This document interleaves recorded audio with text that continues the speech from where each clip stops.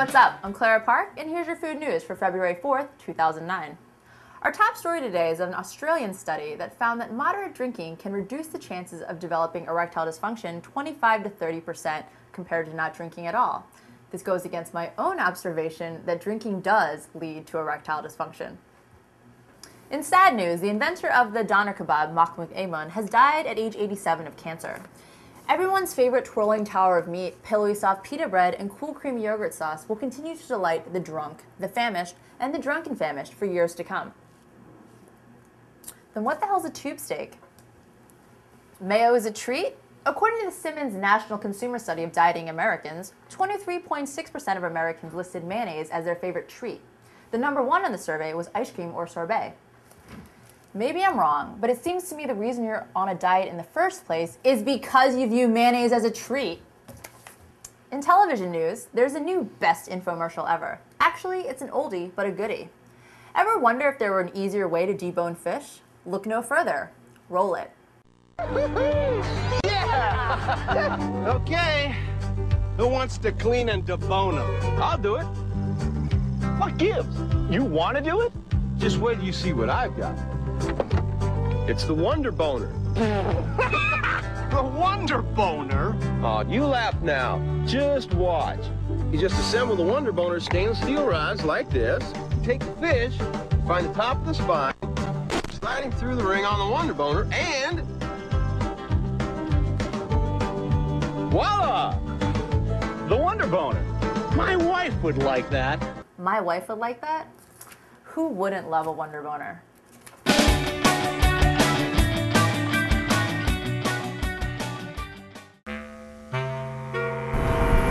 Hi, I'm Philippe Newland with Devour TV's Top 50 Dishes, and today we're at Telepan on the Upper West Side in Manhattan, where we're going to check out Egg in the Hole, Bill Telepan's signature dish, and definitely one of the top 50 in New York City.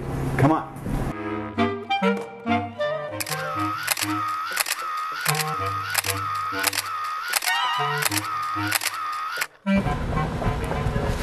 Gotcha. Oh, Good to see you. There it is. that is, look at this. I mean, this is just gorgeous.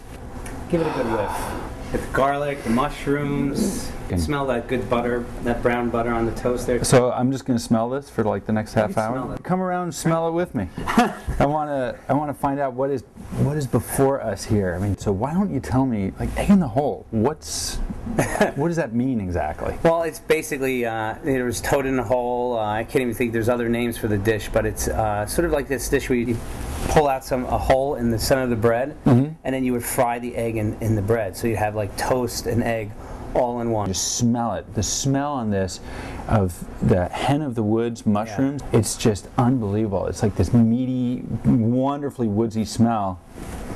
Yeah, they're particularly good for that because they have, like, they come in these big clusters that you can sort of just rip apart. You see how big the pieces are we have here. Yeah, they're big, chunky mushrooms. And you can roast them like in these large pieces, and just like they come out really flavorful. Like the like you said, the woodsy, the meaty part of the mushroom flavor comes out, and they're very aromatic. This bread, it's a brioche. It's brioche bread that we toast in butter, and it's from the Pullman loaf. I mean, you could use any kind of sort of Pullman bread from it, with the exception of maybe like Wonder Bread. I try to get my food to be all about balancing. So, the green sort of cuts it, gives it a cleaner effect to this. Really, I mean, it's really a heavy dish. Eggs and brioche and roasted mushrooms. It could be a little overwhelming, but the spinach in it will just sort of cut it and have this nice little sort of soft crunch to it. So I've got the crunch of the bread, and then this beautiful egg, which looks like it's just lightly poached. So you should give it a shot. Oh man, I don't know if look. It's getting cold. It's getting cold. Okay, all right, Dad. Yeah.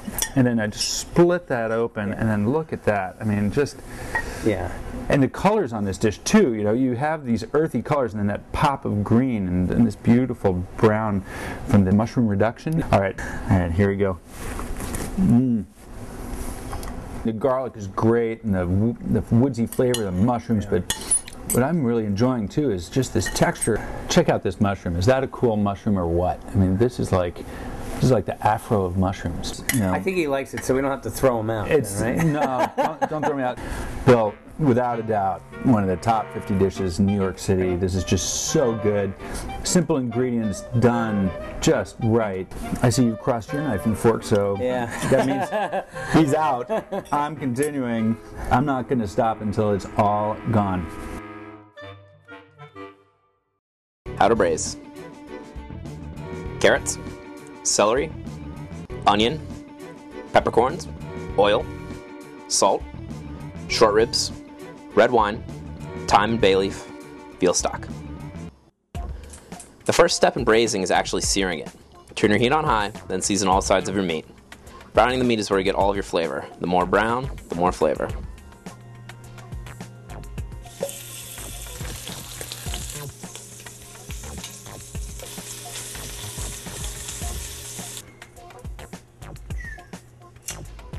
Now it also adds a flavor if you roast your mirepoix, the carrot, onion, and celery.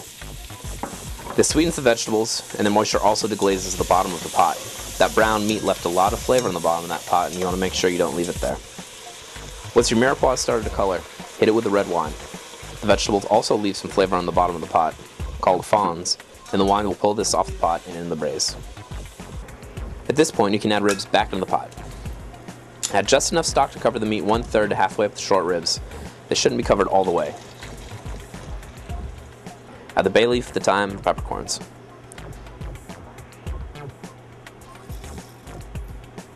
Once the braise starts to come up, start skimming all the weird looking stuff off the top. Once it's at a nice simmer, cover and throw it in a 325-degree oven. After 3 to 5 hours, there's a wide window of possibilities here, they should be done. The meat should be totally fork tender, easily falling apart. Make sure not to overcook though. It's easier to dry out a piece of meat by cooking it in liquid than you'd think. If you let it braise too long, all the moisture will get pulled out of the rib and into the braising liquid. Start checking your braise every 30 minutes after the first 3 hours have gone by, and you'll end up with a perfect, tender, juicy braise.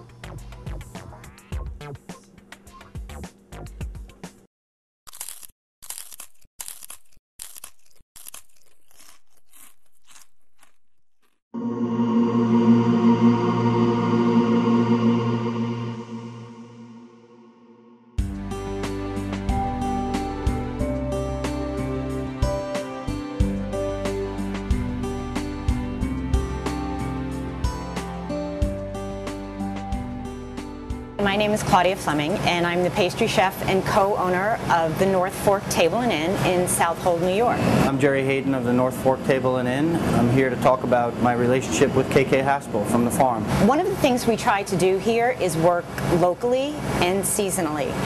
And we happened to find a woman named KK Haspel. KK is, as lively as a person as you could possibly imagine. I was just talking to my horsetail here, and I'm saying, Horsetail, may I speak with you?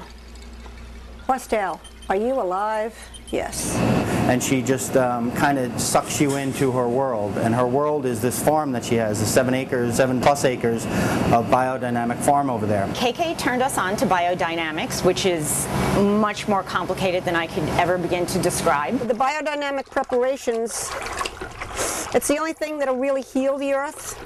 It's actually way beyond organics. It's like a holistic approach to organics. The biodynamics will actually even eat things like radioactivity and other pesticides and poisons that might have been in your soil. We've got it shot at transforming all the property, all the land, all the soil that's been abused over all these years, and healing it and bringing back to balance, because that's what the biodynamics does. The spirituality of biodynamic is something that I don't necessarily understand. I do understand that the product is superior to any other product that I've used, and it's very similar to me. I equate biodynamics and the spirituality of the farming to electricity. I don't understand electricity. I know that when I flip a switch, the light goes on. Okay, so when they cross like that, it's yes. Okay, show me my no. All right, that's better, a little quicker. Thank you, guys. The important thing is to make sure of how you ask the question, because if you asked a plant, do you want to be watered, it would always say yes. So the question is, do you want to be watered now? We're going to talk to the garlic now. Hello, garlic. May I put out the silica spray on you now?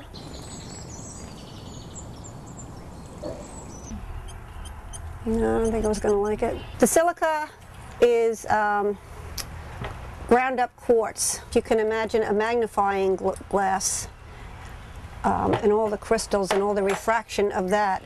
And what it does is it refracts the light. So what you're doing with this is you're catching all of the cosmic forces and putting them into a concentration like a beam of light. This little teaspoon and this 3 gallons of water here will do a whole acre. It's actually taken and put in a cow horn, and quartz is ground up in a mortar and pestle until it's as fine as you can see how fine these granules are. And it's like a dust. You stuff the silica ground up into the cow horn and you bury it in the summer when the light is the most intense in the earth. I use her blackberries and her blueberries and raspberries and strawberries when she has them.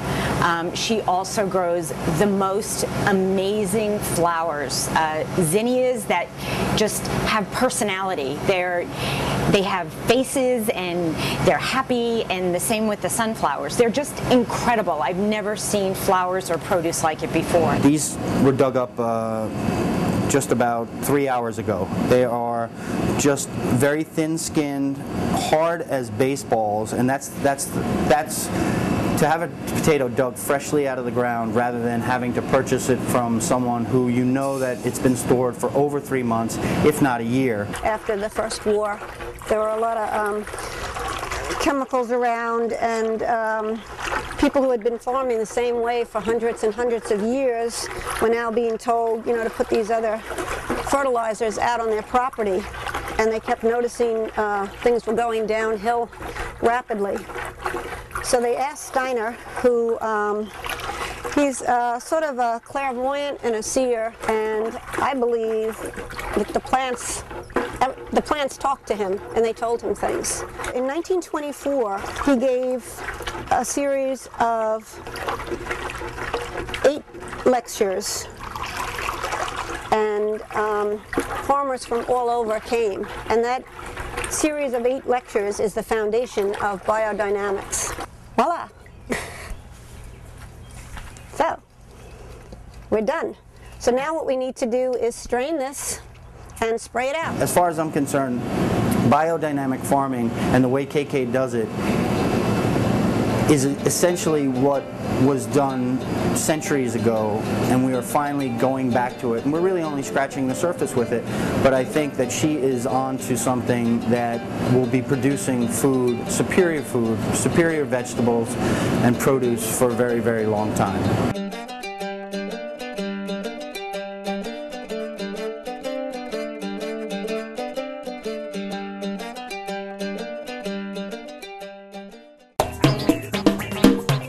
My second big tasting, I was really excited for. I really, really wanted this job. The restaurant's very hospitable. They put me in this great hotel and they invite me for dinner, and I'm in this fancy 4-star restaurant, sort of feeling like a loser at the table by myself, but they're really nice and the food's beautiful, and as I'm eating I'm getting more nervous, going, oh my god, this food's gorgeous, how am I possibly going to cook for these people? And I'm like, okay, great, I'm going to be back in this fancy hotel by 9 o'clock, it's going to be fantastic, I'm going to rest, I'm going to be back in the kitchen at 7, start prepping my items. And the chef de cuisine comes back from an event, and I think she's the one leaving, and I'm applying for her job, and I think she was sent over to kind of check me out. Sits down at the table, and wine just keeps coming and coming and coming. Before I know it, 1 in the morning, and I'm like, oh my god, my tasting, I have to be back here in 6 hours, and I've had so much wine, I don't know what to do. I get home at about 1:30, and get back to the kitchen, and I am feeling just so tired. I'm like, I'm never gonna make it through this. Chef comes in, very poker faced, gives me no vibe. I was doing 5 or 6 courses. Each course I'm bringing them over and he's getting more and more poker faced, and I think I'm just failing. I'm like, I'm done, I shouldn't even serve the next course. Next course, more and more poker face, thank you. No reaction. I'm like, all right, I'm done, I'm cleaning up, whatever. And then talked to the chef for 3 hours when I was done and got the job. So maybe you should drink the night before your tastings.